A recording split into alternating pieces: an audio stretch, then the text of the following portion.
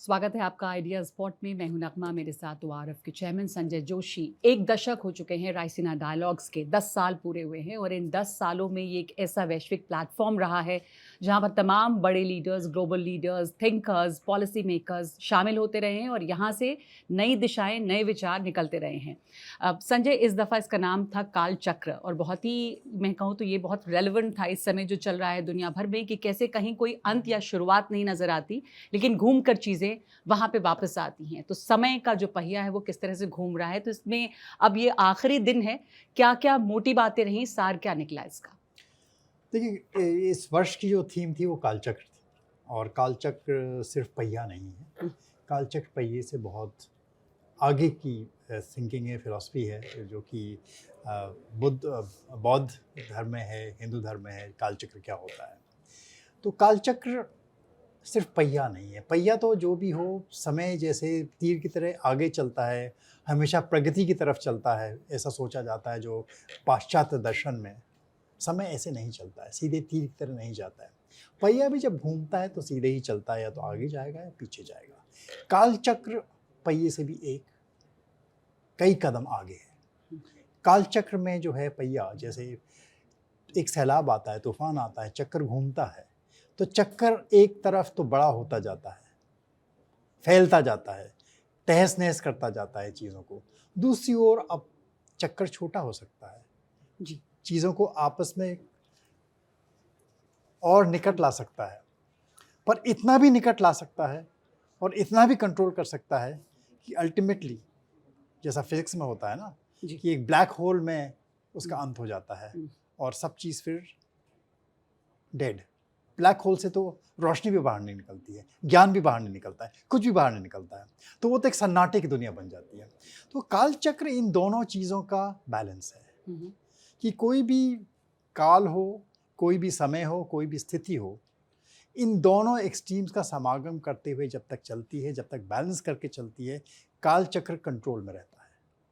अगर कालचक्र बहुत ज़्यादा विस्तृत हुआ, बहुत ज़्यादा फैला, तो एनार्की, डिसऑर्डर, जैसे हम सोसाइटी में देखते हैं, लोग छिन्न भिन्न, आपस में एक दूसरे से भेदभाव, डिस्कॉर्ड, महाभारत, ये सब शुरू हो जाता है। और अगर बहुत ज़्यादा कंट्रोल हो गया तो विपरीत दिशा में जाना शुरू हो जाता है। तो जो एक बैलेंस है वो है सीक्रेट कालचक्र का। और जो हर एक का समय है, हर चाहे एक मनुष्य का जीवन है या किसी सोसाइटी का जीवन है या किसी प्राणी का भी जीवन हो, इसी कालचक्र के बीच में चलता रहता है। तो जो लीडरशिप है, जो सोचते हैं इसके बारे में, जिनको फैसले करने हैं, जिनको इसके बारे में सोचना है, उनको वही बैलेंस मेंटेन करना बड़ा ज़रूरी होता है। और आज हम एक ऐसे समय में हैं जहाँ जो वो बैलेंस है दुनिया में, वो हम देख रहे हैं कि थोड़ा अस्थिर हो रहा है। और ये अस्थिर होते होते ऐसा ना हो कि सबके नियंत्रण से बाहर चला जाए। तो इस परिप्रेक्ष्य में ये जो डायलॉग शुरू हुआ, कालचक्र, हमने 2025 में, 2025 में इस थीम के साथ इसका प्रारंभ किया। और ये अगले साल भी होगा। कालचक्र भी खत्म नहीं होने वाला है, कालचक्र कभी खत्म नहीं होता है।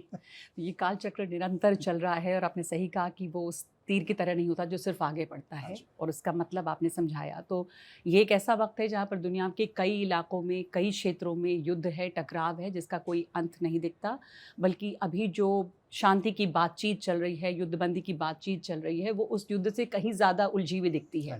चाहे हम रूस यूक्रेन की बात करें या हम इधर इजराइल और गाज़ा की बात करें। तो ऐसे में जब ये कॉन्फ्लिक्ट्स जो हैं वो इतने ज़्यादा एस्टैब्लिश्ड ऑर्डर को चैलेंज कर रहे हैं, ये कालचक्र कितना रेलेवेंट इस समय लगता है आपको? जी हाँ, कालचक्र इसलिए ज़्यादा रेलेवेंट है कि देखिए, किसी भी चीज़ का आपको परफेक्ट सोल्यूशन नहीं मिलेगा, क्योंकि आज की तारीख में देखिए, मैं फिर अभी जब बात करता हूँ तो सब लोग रामायण की बात करते हैं, मैं महाभारत की बात करता हूँ जी। जो दर्शन महाभारत का है। महाभारत में सही और गलत का फैसला नहीं होता है, बहुत मुश्किल होता है, बहुत कठिन होता है। महाभारत में जो द्वंद्व है, परिवार के बीच द्वंद्व है, राजों के बीच द्वंद्व है, लोगों के आपस के रिश्ते टूट रहे हैं, गुरु और शिष्य के बीच में द्वंद्व है। गुरु भी सही नहीं है, गुरु भी गलतियां करते हैं और गुरु कई बार अपनी सोच से सही डिसीजन लेते हैं। भीष्म पितामह ने बहुत अपनी अपनी तरफ से बिल्कुल सही डिसीजन लिया और कहा कि मैं शादी नहीं करूँगा, लेकिन उसके जो परिणाम हुए आगे जा कर के वो बिल्कुल विपरीत हुए। तो ये जो चॉइस है, जो हम लोग किसी समय में कुछ भी चॉइस लेते हैं, हम कहते हैं कि ये सही मार्ग है, ये कह पाना कि कौन सा सही मार्ग है बहुत मुश्किल होता है। तो ऐसे में कैसे स्थिर रह करके कहाँ पर डिसीजन लिया जाए, और ये जानते हुए कि जो भी हम फैसला लेंगे वो सबको संतुष्ट नहीं करेगा। युद्ध का अंत क्यों नहीं होता है? संतुष्ट दोनों साइड नहीं होती है। एक को लगता है कि मेरे साथ गलती हुई है, मेरे साथ अन्याय हुआ है, लेकिन वो तो फिर युद्ध ऐसा है कि निरंतर चलता ही रहेगा। तो कहीं ना कहीं युद्ध रोक करके जो असली युद्ध वो बातों का युद्ध हो, वार्तालाप का युद्ध हो, और उसके बीच समाधान निकले, वही सही रास्ता है इस चक्रव्यूह से बाहर निकलने का। नहीं तो उसी में हम लोग फंसे रहेंगे। तो जो यहाँ पर मैसेज आया, जो असली वास्तव में अगर आप देखें, जितने थीम्स को देखें, यहाँ पर जो बातें हुई, जो जो जो शक्ति है रायसीना का, जो हमने ये प्लेटफॉर्म बनाया है, जो असली शक्ति है वो ये है कि यहाँ पर हर आदमी, हर देश, चाहे कोई भी हो, आज अगर आप यूरोप में जाएं तो कुछ तरह की बातें तो हो ही नहीं सकती हैं। आप वहाँ जाके रूस का नाम ले ही नहीं सकते हो, आप पिट जाओगे। लोग आपके कॉन्फ्रेंस से वॉकआउट कर जाएंगे, सुनना नहीं चाहते हैं। और यूरोप तो एक ऐसा कॉन्टिनेंट है जो अपना, अगर यूरोप का इतिहास देखें तो यूरोप में द्वंद्व ज़्यादा रहा है, शांति बहुत कम रही है। अगर आप शुरू से इतिहास ले लें, रोमन एम्पायर से लेकर के देख लें, ये द्वंद्व द्वेष, यही क्लेश, यही यूरोप में चलता रहा है। और बहुत छोटे छोटे पीरियड्स आए हैं, साइकिल्स आई हैं, काल आए हैं जिसमें यूरोप में शांति रही है। और ये पिछले कुछ द्वितीय विश्व युद्ध के बाद, जो कि बहुत भयानक युद्ध था, शांति कुछ वर्ष रही, कुछ दशकों तक रही है। अब फिर यूरोप उसी आग में झुलसने को तैयार हो रहा है। तो इसका कहीं तो अंत करना पड़ेगा। और कैसे अंत होगा, वो अंत कैसे होगा, उसी प्रयास में कुछ लोग लगे हुए हैं, कुछ लोगों को प्रयास पसंद नहीं आ रहे हैं। ट्रंप ने कुछ शुरुआत की हैं, लेकिन उसमें कुछ प्रश्न उठ रहे हैं। तो देखिए, इसका जो भी सल्यूशन निकलेगा आसान नहीं निकलने वाला है जी।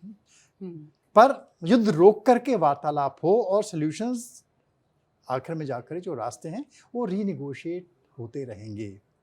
लेकिन युद्ध का अंत ज़रूरी होता है, युद्ध में युद्ध विराम लगना बहुत ज़रूरी है। तो इसी युद्ध विराम की कोशिश 2 क्षेत्रों में इस समय हो रही है, और जैसा आपने कहा कि ज़रूरी ये है, और ख़ास करके रायसीना डायलॉग्स का ये जो पटल है वो ऐसा है जहाँ पर बातचीत की गुंजाइश है, जो बहुत कम जगहों पर अब रह गई है। आपने यूरोप की बात की कि वहाँ, या आपने रशिया की बात की कि आप यूक्रेन की बात करेंगे तो वहाँ पे पसंद नहीं की जाएगी, और वैसे ही दूसरी तरफ भी। पर यहाँ पर सभी देशों के लोग आकर डिफरेंसेस के बावजूद अपनी बात करते हैं, एक बड़ी बात है। अब इन 3 दिनों में कालचक्र के तहत जो बातचीत हुई है, तो अपने इन दर्शकों के लिए जो अभी हमें देख रहे हैं, क्या मोटी बातचीत रही है इसमें, किन किन कौन से मुद्दे फोकस रहे हैं? एक ऐसा समय भी है जब भारत और यूरोपियन यूनियन की पार्टनरशिप को लेकर काफ़ी उम्मीद है, बहुत उत्साह है। वॉन डर लेyen जब यहाँ पर आई थी उसके बाद ख़ास तौर पे, तो वो भी एक फोकस में रहा। और इधर रूस और यूक्रेन, तो उससे बातचीत का कुछ निष्कर्ष तो नहीं निकला, लेकिन क्या बड़ी बातें यहाँ पर रही हैं? देखिए, जो बड़ी बातें रही हैं, एक तो जो मुख्य इसके मैं नतीजे तो नहीं कहूँगा, कि सबसे पहले जो वार्तालाप यहाँ पर चलते रहे हैं। देखिए, वन डर लेyen आई, रूस के लोग, कई लोग जो हैं यूरोप से बराबर आते रहे हैं, बातचीत होती रही हैं। और ट्रंप के आने के बाद एक ट्रेड के बारे में, व्यापार के बारे में एक द्वंद्व शुरू हो गया है, टैरिफ्स को लेकर के, जो टैक्सेस लगाए जा रहे हैं। तो जिसमें एक तरीके से जो एक पुराना सिस्टम बना हुआ था, यूरोप और अमेरिका एक बात करते थे, एक मुंह से बात करते थे, उसमें कहीं एक दरार आई है। तो यूरोप बहुत चिंतित है, परेशान है। तो यूरोप भी इस वक्त कोशिश कर रहा है, और यूरोप कोशिश कर रहा है कि कैसे कैसे नए पार्टनर्स बनाए जाएं, कैसे कैसे नए ट्रेड रूट्स बनाए जाएं। तो एक जो ग्लोबलाइजेशन का एक दौर चला था, जिसमें एक विराम लग गया था 2008 के बाद, जो थोड़ा पीछे हटने लगा था, लेकिन वास्तव में उसका अंत नहीं हुआ। वो एक ढंग से चलता रहा, लेकिन वो रीजनलाइज हो गया। जो छोटे छोटे देश हैं, छोटे छोटे ग्रुप्स हैं, आसियान हो गए और बाकी देश हो गए, RCEP साइन हुआ, भारत UAE के साथ गया, I2 U2 बना, इस तरह की कई और कोलिशंस बनते गए। ब्रिक्स ने अपनी शक्ति अपनाई, G2 बहुत सफल रहा, भारत का ने जो G2 किया था, G20 सॉरी, जो G20 क्या हुआ थे। तो आप देखते हैं कई तरीके के कोलिशन सामने आने लगे थे कुछ समय से, ट्रंप के पहले से ही आने लगे थे। तो उनको कई मायने में बल मिलता है उन तरीके कोalitions को। और ऐसा नहीं कि सब करने से अमेरिका की जो एक अमेरिका अभी भी विश्व की एक सबसे बड़ी इकोनॉमी है, अमेरिका का प्रभाव बहुत ज़्यादा है, तो ऐसा नहीं कि रिश्ते अमेरिका से टूटेंगे इसकी वजह से। रिश्ते फिर भी कायम रहेंगे, रिश्ते रिनेगोशिएट होंगे। उनके बीच में कहाँ रास्ता निकालना है, किस तरफ जाना है, वो दौर अभी लंबा चलने वाला है।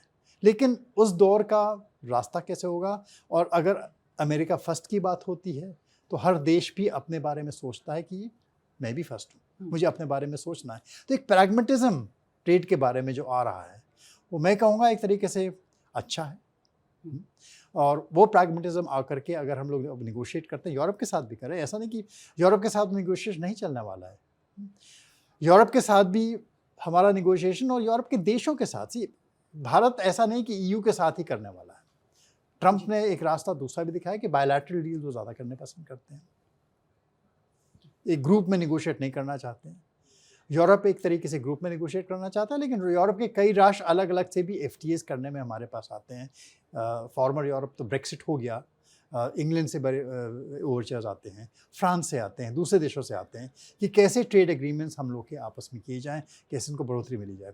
तो एक जो विश्व का जो व्यापार है उसमें डाइवर्सिफिकेशन कैसे हो, एक तरीके से फैलाव ज़्यादा हो कैसे हो, किसी एक क्षेत्र पर डिपेंडेंस बहुत ज़्यादा नहीं हो, ये सारी जो वार्तालाप हैं वो अब शुरू हो रहे हैं देशों के बीच में। और इसके बीच में एक वार्तालाप ये भी महत्वपूर्ण रहा होगा कि खास करके इस समय जब आपने ट्रंप और अमेरिका की बात की, तो कैसे इकोनॉमिक्स जो है वो पॉलिटिकल है, कैसे वेपनाइजेशन एक तरह से फाइनेंस का हुआ है, उनका जो टैरिफ वॉर, जो एक टैरिफ युद्ध उन्होंने छेड़ा है देशों के साथ, जिस पर वो निगोशिएट करते हैं, आगे बढ़ते हैं, पीछे हटते हैं, भारत को भी वो खतरा वहाँ पर अभी जूझ रहा है। तो ये भी बातें, ये एक बहुत उभर के आई होंगी। वेपनाइजेशन तो मेरे ख्याल से बहुत अच्छी चीज़ हुई है। वेपनाइजेशन का ही नतीजा है कि ये वार्तालाप शुरू हुए हैं। तो कम से कम जो भारत के देश हैं, जो जिसको हम साउथ बोलते हैं, जो कई सारे और देश हैं, एशिया के, आसियान के देश हैं, अफ्रीका के देश हैं, मिडल ईस्ट के देश हैं, वो एक तरीके से एक नए सिरे से सोच रहे हैं कि इस नए कॉन्फ़िगरेशन में जो बन रहा है कहाँ कहाँ संभावनाएं हैं, कैसे कैसे उनके बीच में से निकला जाए। और कई सारी कॉन्वर्सेशंस हो रही हैं, यहाँ भी हुई हैं, बाहर भी हुई हैं, इस डायलॉग के दौरान भी हुई हैं। तो मैं कहूँगा कि इस कालचक्र में ऐसा नहीं है, कहीं सब कुछ बुरा नहीं है। हर कालचक्र की जो ख़ास बात है कि everything contains a seed of its opposite. जब कालचक्र फैलता है तो उसको वापस समेटने के लिए भी शक्तियाँ लग जाती हैं, केंद्रित करने के लिए शक्तियाँ लग जाती हैं। तो वही हम दौर देख रहे हैं, एक तरफ से फैलाव हो रहा है, एक तरफ से नया केंद्र पाने की एक कोशिश हो रही है, एक होड़ शुरू हो गई है, जो मैं कहूँगा एक अच्छी बात है। उस हिसाब से वेपनाइजेशन भी अच्छी बात है। एक आखिरी सवाल, जो पॉलिटिकल अपहीवल जो वेस्ट में है, उथल पुथल है, वैसे में अपने साउथ की बात की तो ब्रिक्स की रेलेवेंस और उसके इर्द गिर्द किस तरह का संवाद रहा है, क्या उससे उस चुनौती को अब लेकर आगे बढ़ना है जो ग्रोथ एंड डेवलपमेंट और स्टेबिलिटी? देखिए, ब्रिक्स हो गया या कई सारे, सिर्फ ब्रिक्स नहीं है। ब्रिक्स ऐसा नहीं कि ब्रिक्स बाकी किसी संस्थाओं को या मल्टीलैटरल एजेंसी को रिप्लेस करेगा। ब्रिक्स की अपनी कमियाँ हैं, EU की अपनी कमियाँ हैं, हर एक की अपनी अपनी कमियाँ हैं, यूनाइटेड नेशन सिस्टम की अपनी कमियां हैं। तो इन सब के बीच में निगोशिएट करते हुए हर प्लेटफॉर्म एक संभावना देता है, पॉसिबिलिटीज़ देता है, कुछ नए लोगों को साथ लाता है। तो ये कोलिशंस जो बनते जाते हैं, जो मैं कहूँगा कि कुटुंब छोटे, अभी आज आपने ब्रिक्स में बैठ करके कहीं चीन से वार्तालाप कर लिया, रूस से वार्तालाप कर लिया, कहीं और बैठ करके यूरोप से वार्तालाप कर लिया, तो हम पॉसिबिलिटी सबको मिलती जाती है। ये जो पॉसिबिलिटीज़ हैं मल्टीप्लाई हो रही हैं, बढ़ रही हैं, इनका जो मल्टीप्लिकेशन फैक्टर है वो आगे जा रहा है। तो संभावनाएं और बढ़ी हैं, तो संभावनाएं बढ़ रही हैं। और हम लोगों को पूरी अगर दुनिया को देखें, कई देशों को देखें, तो नए तरीके से सोचने की, नई संभावना के बारे में सोचने के लिए एक दर्शन मिल रहा है। नहीं तो सब लोग बड़े एक ढंग से सेटल्ड में थे कि भैया ये तो बिजनेस एज यूजुअल है, चलता रहेगा, ये बताएंगे हमको क्या करना है। अभी ऐसा नहीं है, अब हमको राह खुद देखनी है, अपनी राह खुद बनानी है, जो मेरे ख्याल से बहुत अच्छी बात है। बहुत बहुत धन्यवाद। अपनी राह खुद बनानी और नई राह देखनी, और नई राहें निकल रही हैं इसमें से, और संवाद जो चल रहा है उसमें से और दिशा और दर्शन सामने आ रहा है। धन्यवाद आपका।